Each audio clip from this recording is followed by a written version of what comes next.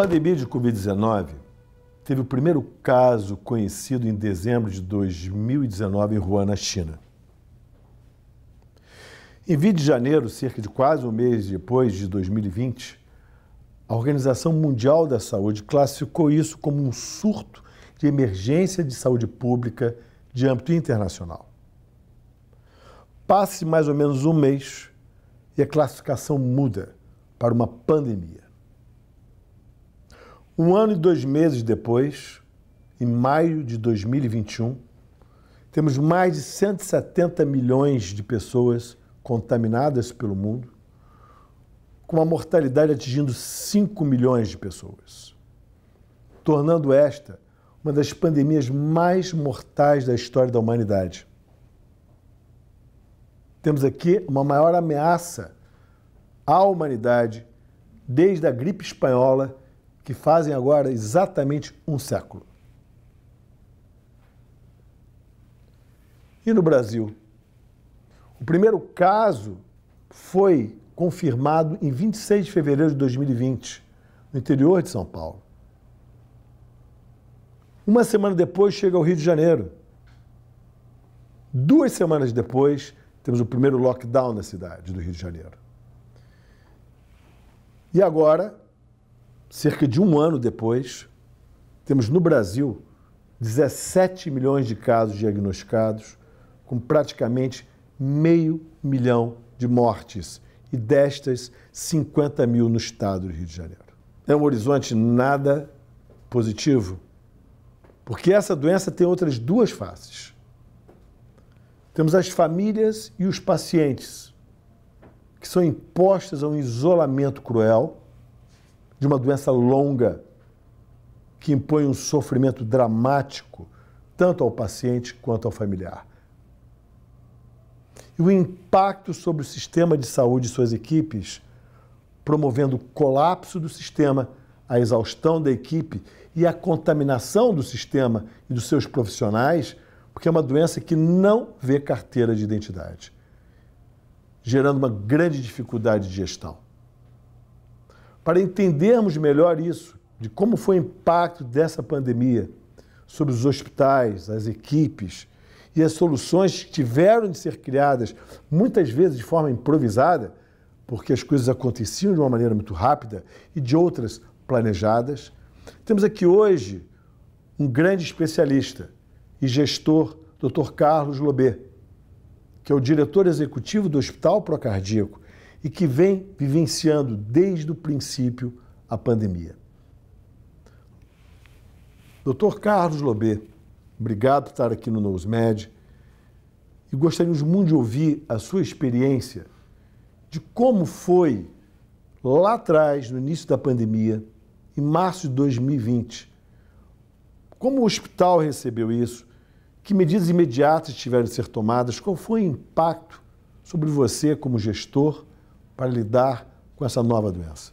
Mantera, obrigado pelo convite, é um prazer estar aqui com você, depois de longos anos de amizade, estar dividindo esse momento aqui com você é uma delícia. Eu lembro que, final de fevereiro, eu tinha saído de férias, na verdade fui dar uma aula em Fortaleza, ia dar uma aula em Sergipe, e no meio da aula de Fortaleza e Sergipe, eu estava de férias, eu fui passear no Beach Park com a minha família. Cheguei lá no domingo à noite para passar 15, 20 dias. Na segunda-feira, meia-noite, eu já estava no avião para voltar para cá. Comunicando com o hospital e vários medos que o hospital estava. A primeira coisa que surge no hospital, na equipe, é o medo do que enfrentaremos. Eu falava, numa hora que a equipe está com medo, eu não posso estar de férias. E aí, lembro que a minha família, nós passeamos lá segunda dia no parque, meia-noite no avião voltando, exatamente no dia 17 de março. Então, o primeiro impacto foi o medo do que vem e como estamos preparados para isso. Então, essa foi o primeiro grande impacto no hospital. E, pelas notícias que vinham correndo, os nossos medos pessoais. Eu tinha não só meu medo como gestor, né, de estar enfrentando ali uma situação nunca antes vivida, como o medo de deixar minhas filhas sem pai, o medo de eu estar em Fortaleza, sem ninguém perto da família, eu e minha esposa, se adoecêssemos, quem cuidaria das nossas filhas lá? Então, o primeiro grande impacto foi o medo. Tanto o pai como o gestor. E esse medo ele estava na cabeça de todos da equipe. Porque para todos que eu me comunicava naquele final de semana, todos com a voz trêmula do medo. Então, na verdade, a gente pode resumir que o medo foi uma grande motivação no primeiro momento. Sem dúvida. O medo, ele reflete um lado da humildade. Porque quando você é muito orgulhoso, você fecha os olhos para o perigo. E quando você tem uma equipe que ela tem uma mente humilde, olha, do que vamos fazer? O que vamos encontrar? Então todos, foi bom ver na equipe que ninguém se sentiu orgulhoso, né? Isso aqui está garantido. Não, não tinha. Todos estavam apreensivos. Então o medo revelou uma face muito interessante de todos, que é a humildade de aonde vai o nosso limite. Mas, por outro lado, Lobê, isso exigiu muito de você como gestor, porque você é o líder. E você se deparou, a gente pode dizer, frente a uma batalha nova, com um inimigo desconhecido e extremamente agressivo. O que te levou a duas frentes de atuação de imediato. Ao mesmo tempo que você tinha o seu hospital, chegando o paciente na sala de emergência, aumentando a demanda de internação e você tendo que gerir isso, você também tinha um outro problema. Como manter o hospital funcionando para as outras doenças e manter a segurança disso? Como foi, nesse momento, você conseguir equilibrar isso? Primeiro era entender como separar esses dois pacientes. E a gente conhecia muito pouco da doença e não sabia muito bem como separar. E aí, uma coisa que foi fundamental para conseguir dividir o hospital em dois foi ter na equipe pessoas que eram muito atentas, possuíam muita experiência com doenças infecciosas. Então, a nossa coordenadora da CCH, a doutora Dominique, ela, com muita segurança, muita propriedade, ela foi dando a bússola, ela foi dando o norte. Olha, a gente precisa fazer isso. A ponto de, quando a gente pensava em isolar algumas áreas, da gente, de alguém no grupo lembrar, olha, vamos ver o ar-condicionado que está aqui é onde é a exaustão, para que o ar que esteja aqui, a gente está achando que está isolado e não está essa exaustão num setor ao lado ou na casa de um vizinho. Então a equipe, com um olhar muito técnico, muito preocupado, foi fundamental para isso. Cada um foi puxando a sua competência. Não, eu entendo da exaustão do ar, o outro eu entendo disso, eu entendo aquilo. Então, a comunhão das competências é que fez com que a gente conseguisse, para você ter uma ideia, uma terapia intensiva que nós literalmente dividimos ao meio a porta, a gente juntou vários especialistas de ar-condicionado, de fluxo, para falar aonde que essa porta tem que estar. Então, foi a comunhão das competências que nos permitiu fazer a divisão correta. Você teve um gabinete de crise, como é que você fez isso? A gente não chamou de gabinete de crise, né? A gente, desde o início de 2019, lá, que foi quando eu comecei a gestão no PRO, a gente uniu pessoas com muita experiência e desde sempre a gente nunca tomou nenhuma decisão sozinho. Não teve uma decisão no PRO que foi tomada pelo diretor médico ou pelo diretor executivo. Todas as decisões foram amplamente discutidas. E o que a gente sempre fala muito lá no PRO é que aqui ninguém tem o poder de decidir nada, que a gente tem uma cadeira numa mesa de negociação, numa mesa de exposição de argumentos e contra-argumentação. Então, como essa estrutura já estava muito bem sedimentada, era só mais uma reunião em que a gente ouvia e decidia em forma colegiada. Ou seja, você trabalhou sobre um formato de liderança inspiradora e motivadora. Eu creio que sim. Eu creio que sim. Eu acho que todos nós ali estávamos muito motivados o tempo todo para que tudo desse certo.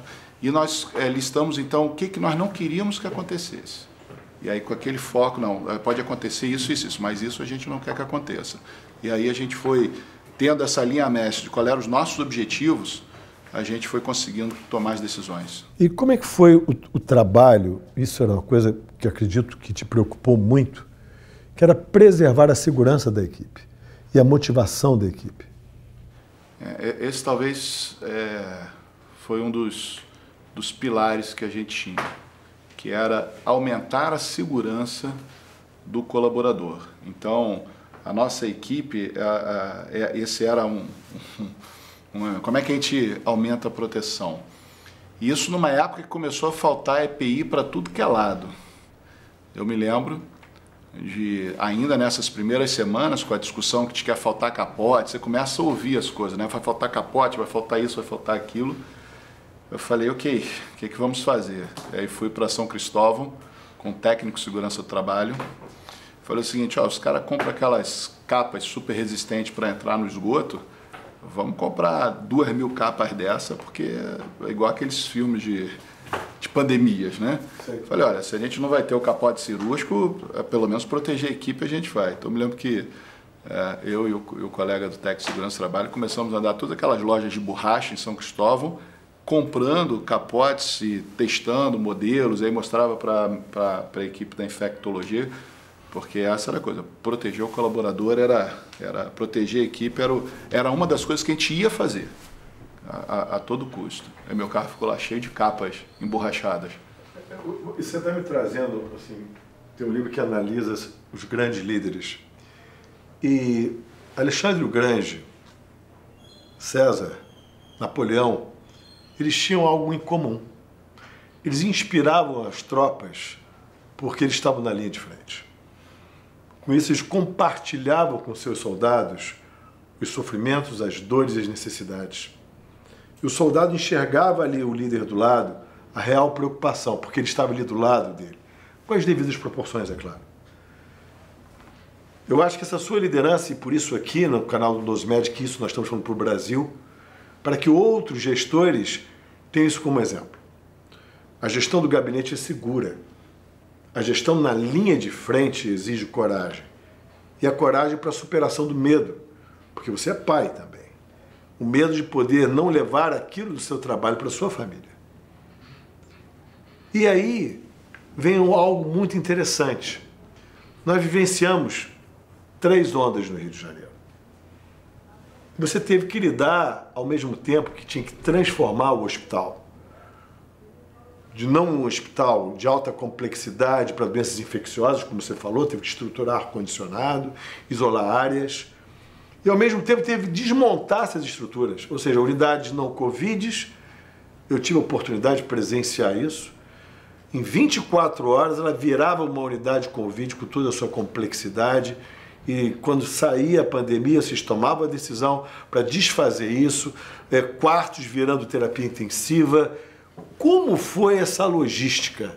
Assim, para quem está de fora era algo impressionante, inclusive o crescimento e a flexibilidade e a agilidade do decorrer do tempo, o amadurecimento de como lidar com essas situações. Como é que foi essa experiência, Lubê? Eu vou primeiro pegar a parte inicial dessa sua pergunta, do tá muito na linha de frente. O quanto que o gestor tem que estar perto ou distante da operação? Eu digo que ele tem que estar perto o suficiente para sentir o calor, a dor e o amor do que está acontecendo. E perto o suficiente para ouvir o time e conseguir identificar os pontos de melhorias. Mas ele não pode estar perto o suficiente para infantilizar as lideranças intermediárias. Então, você tem que ter muito cuidado, você tem que estar perto, mas sem desmoralizar ou infantilizar as lideranças intermediárias. Então, esteja muito perto para ouvir, esteja muito perto para sentir, mas deixa a voz de comando com o líder imediato. Porque se você começa a dar as vozes de comando direto ao time, você confunde o time. E o time para de identificar a sua liderança imediata como a liderança dele. Então, o quanto tem que estar perto da linha de frente, eu acho que é isso. Sinta o amor, a dor, o calor da operação, ouça a operação, mas deixa a decisão com o líder imediato. Constrói com ele e deixa ele ser o porta-voz da decisão. E essa mobilização e a desmobilização rápida funcionou exatamente por isso.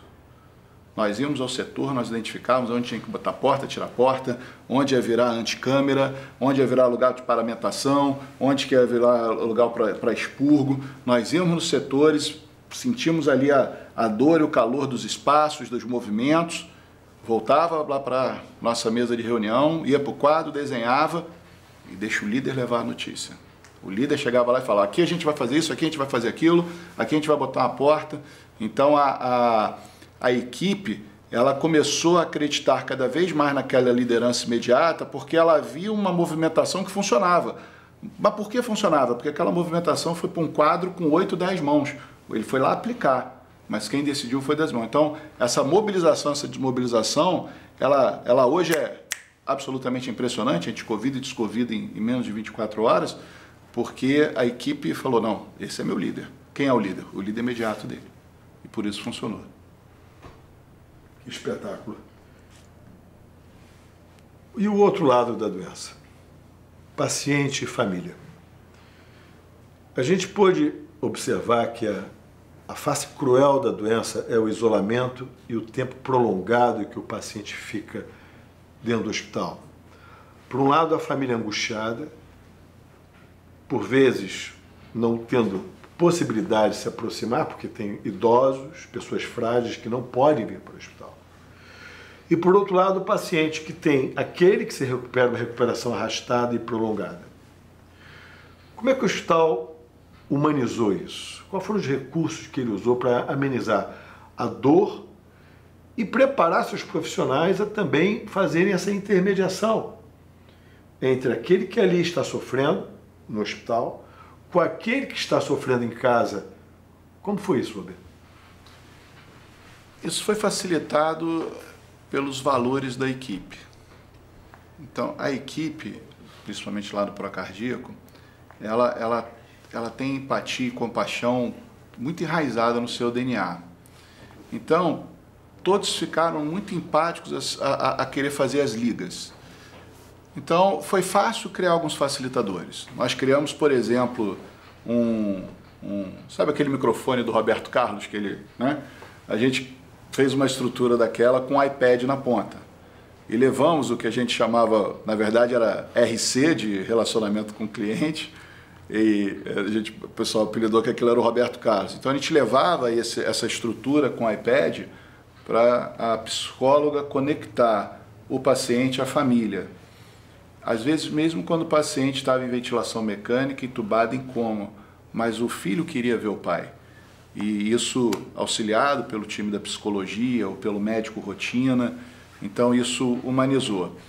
Naquela fase que nós estávamos, ninguém pode estar de perto de jeito nenhum. E com o tempo e com o passar das ondas, a gente foi também entendendo algumas situações, né? Como, por exemplo, você tem uma enfermeira que teve Covid, se vacinou com Covid, trabalha numa UTI Covid. Aí a mãe dela interna e você diz, você não pode ficar com sua mãe? Não faz sentido. É uma incoerência. Quer dizer, ela teve Covid, foi vacinada, trabalha todo dia com o paciente CT e quando a mãe dela está internada, você diz, não, você não pode entrar. Então, a gente, para os profissionais de saúde, que já estavam expostos pela sua atividade profissional, a gente permitiu que eles expusessem, podendo ser filho, pai, irmão, e estar do lado do paciente. Mas hoje em dia, se eu estiver vacinado e tiver um parente meu, eu posso ficar do lado dele? Não se recomenda. Mas se você já faz isso todo dia porque você é médico, por que eu não vou deixar você visitar seu pai? Não se recomenda. Até porque a gente não tem certeza sobre a vacina e todas as variantes. Mas se você entra todo dia dentro de um CTI, se você entuba o pai de um outro ser humano, por que você não pode ir lá ver seu pai? Então, o lado humano talvez aqui esteja falando um pouco maior do que o lado científico. Né? Você se arrisca todo dia. Dia à noite, noite sim, noite não, aquela enfermeira está cuidando do pai de alguém. Eu não vou deixar ela ir lá olhar para o pai dela? Certo. Sem dúvida alguma não é fácil, né, Roberto? Não. Passamos um ano de pandemia. Muito se costuma dizer que a humanidade mudou, as pessoas mudaram, porque nós presenciamos muitas verdades caindo e tivemos que aprender muito, principalmente com a dor dos outros, do próximo. E, na realidade, eu mudo um pouco o que eu falei. Eu acho que agora, ouvindo você falar, a grande sua motivação não foi a dor, foi a compaixão. E a habilidade do líder ter compaixão. que mais fez você pensar no todo e não no único? O que mais foi dramático para você como médico e ser humano nesse período, Roberto? Um dos momentos mais difíceis foi no início da primeira onda, naquela discussão toda de EPI, a gente já ter um entendimento técnico de que todos deveriam usar máscara. Porque lá atrás, só usava máscara quem estava fazendo assistência ao paciente. Recepcionista não usava máscara, a copeira não usava máscara, as pessoas que não tinham contato com o paciente não usavam máscara. Era assim o sistema de saúde até o Covid e nos primeiros momentos da pandemia. Só se usava máscara no hospital quem estava assistindo ao paciente. E começaram a surgir, se não evidências, mas fortes sugestões de que toda a equipe usasse máscara. Só que não tinha máscara para todo mundo. E eu lembro que uma liderança acima de mim falou assim para mim: Lobê, você tem que usar máscara, porque o navio não pode ficar sem o comandante. Eu falei: não posso. Se eu não tenho máscara para dar para o meu recepcionista, como é que eu vou andar pelo hospital de máscara? Então, ao mesmo momento mais difícil como ser humano para mim foi: eu tenho 2 filhas, eu tinha que usar máscara porque eu não queria morrer, mas eu tinha que estar ali dando exemplo. Se eu não tinha máscara para dar para o meu recepcionista, eu não podia andar de máscara. Então esse foi o momento onde eu tive que me dividir entre o gestor, que tem que liderar por exemplo, e o pai. Esse foi o meu momento mais difícil. E eu trabalhei sem máscara até a rede conseguir fornecer, e aí daí em diante não teve mais nenhum problema, mas naquele momento ali, no inicial da pandemia, tinha uma crise de máscaras. Quando a rede falou, porque se eu liberasse, a gente fez essa conta todo dia eu fazia essa conta dos EPIs, se eu liberasse máscara para todo mundo, naqueles dias, em 2 dias acabaria a máscara para todo mundo, aí o paciente já está dentro, o médico já está dentro do CTI sem máscara. Então eu não podia fazer isso, eu não podia liberar máscara para todos, porque eu não tinha estoque para isso. Quando a rede falou assim para mim, compramos, chega amanhã, falei, a partir de hoje todo mundo usa máscara. E aí eu passei a circular no hospital com máscara. Esse foi o meu momento mais emblemático. Dormi, olhando para minha filha e falei, eu estou me arriscando, mas preciso me arriscar. Com mensagem final, Lobê, após esse primeiro ano de pandemia que deixou para você, o que ela trouxe para você como gestor pré e pós-pandemia? Que conselhos você deixaria aqui para os gestores, porque a pandemia não acabou, está longe de acabar? Que ensinamentos você gostaria de transmitir para os gestores no Brasil de hospitais, frente a tudo aquilo que você vivenciou e aprendeu? Primeiro, lembrar que a equipe é feita de seres humanos. E todo ser humano possui suas virtudes e suas imperfeições.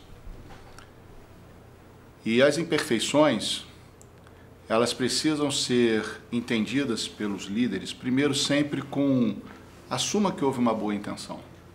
Mesmo quando o colega erra, assuma que ele fez isso por uma boa intenção.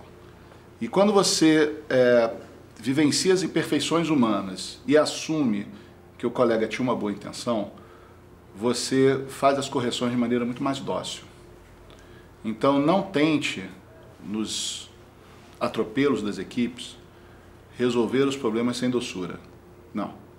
Tente sempre assumir a boa intenção e tenha muito domínio do seu coeficiente emocional. Porque o primeiro pilar para você ter um bom resultado é conquistar a confiança da equipe. E ninguém consegue conquistar a confiança de uma equipe se funciona à base da adrenalina. Eu não confio num animal acuado, nervoso, ele vai me atacar. Então, isso é da natureza dos seres vivos. Então, para conseguir a confiança, a primeira coisa é domine o seu coeficiente emocional. Mesmo que você esteja diante de uma pandemia, desesperado, não querendo que tenha, como a gente tinha, um medo de ter pilhas de cadáveres na porta do hospital, um medo de chegar paciente e não ter local para atender. Então, primeiro estabeleça que tem o seu domínio, seu equilíbrio emocional para adquirir a confiança. O segundo passo é gerenciar bem os conflitos. Em prol de um objetivo. Todo mundo tem que se comprometer com aquele objetivo. E qual era o nosso objetivo e qual é o objetivo que a gente ainda tem que ter? Garantir que ninguém fique sem atendimento.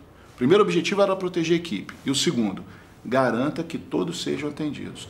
Então nós fizemos o plano de contingência 1, 2, 3, 4, 5, 6, 7, 8.